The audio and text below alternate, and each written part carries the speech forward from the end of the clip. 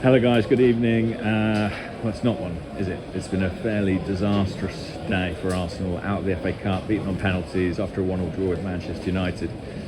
As Jordan Campbell just said to me at full time, it never rains but it pours. This has been a very sobering week for Arsenal. A really bad week to beat Kai Havertz, I must say, and a really bad week for the club in general. Obviously, you're out of the competition. You're headed out of the Carabao Cup, barring a quite extraordinary comeback at St James's Park, which I don't think many of us necessarily expect. You're facing a big struggle to overturn the points deficit in the Premier League. You've got a North London derby on Wednesday night, and it looked like you lost at least one player to a significant injury during this game. Gabriel Jesus going off with what looked like a knee injury. Given his history, you'd have serious concerns. It's a pretty bleak evening here, and I tell you, the mood from the fans leaving the ground was not good. I even saw some leaving before the shootout was even concluded. I mean, I don't know quite what to make of that, but there you go. The story of this game to me feels somewhat similar to the story against Newcastle in midweek. The XG certainly is similar. Arsenal created a host of opportunities and just couldn't take them. I mean, some of the chances, it kind of beggars belief. Kai Havertz had two, really, that I thought he should have scored. There was one opportunity for Declan Rice. Leandro Trossard maybe could have got on the end of a cutback, but it was cleared by De Ligt. A host of set pieces that nearly produced kind of clear chances. We had a penalty, of course, I thought somewhat generously awarded, but we couldn't take it. And United, a bit like Newcastle, were threatening on the break. I thought Bruno Fernandes was excellent today. I'm no fan of his, but he's some player.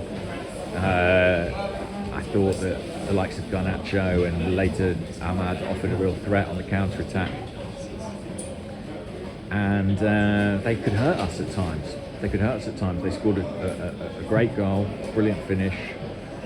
It was quite a sort of a fairly dour first half. Arsenal dominating possession, but not necessarily creating a great deal.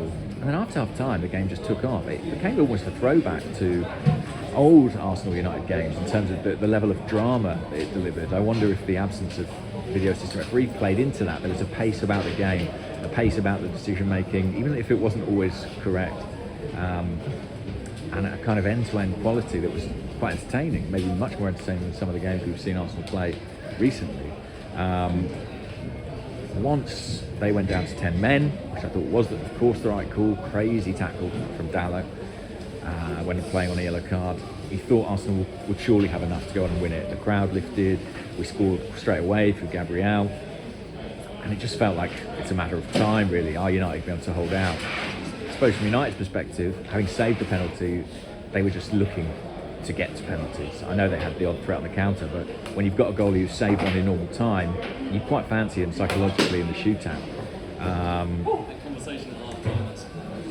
So then, I should talk about Jesus. I mean, I saw him go down on the right wing a little bit earlier, before he was actually substituted, about 10 minutes before, and he looked in pain then. He played on and seemed to just land awkwardly and jar that right knee. You've got big worries. Player leaves on stretcher, head in his hands. Clearly he feared the worst, and I fear the worst too.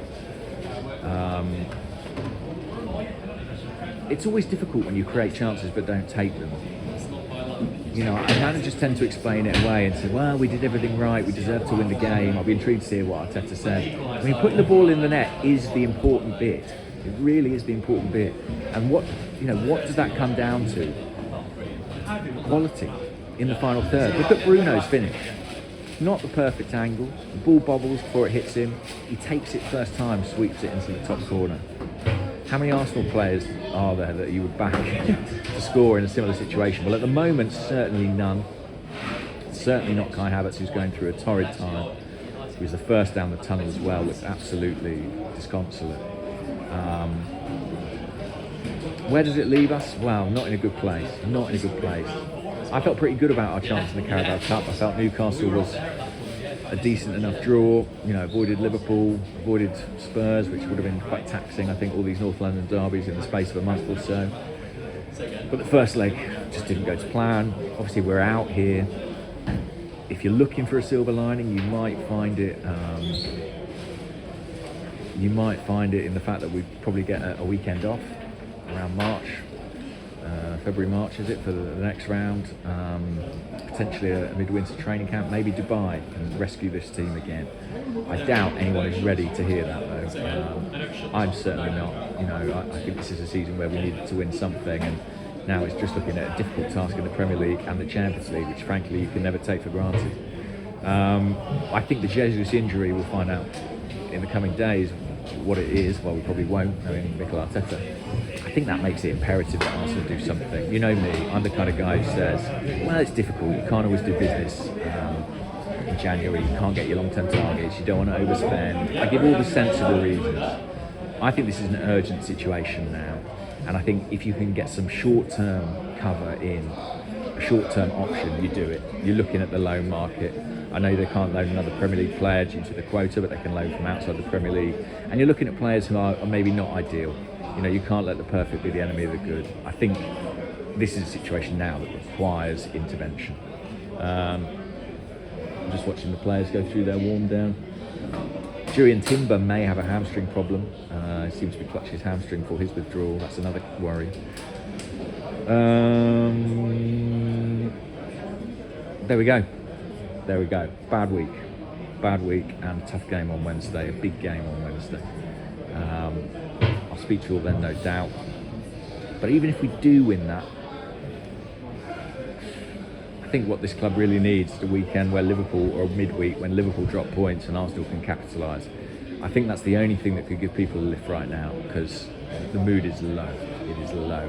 And I'm seeing a level of scrutiny on the manager that I haven't seen since 2020, probably, that difficult winter. And a level of frustration in the stands because there were no fans in the stands at that time, that I haven't seen for a long time, probably since the end of Unai. Okay, that'll do for now. Speak soon, guys. Take care of yourselves, distract yourselves, do something nice with your evenings, watch a movie, forget about football.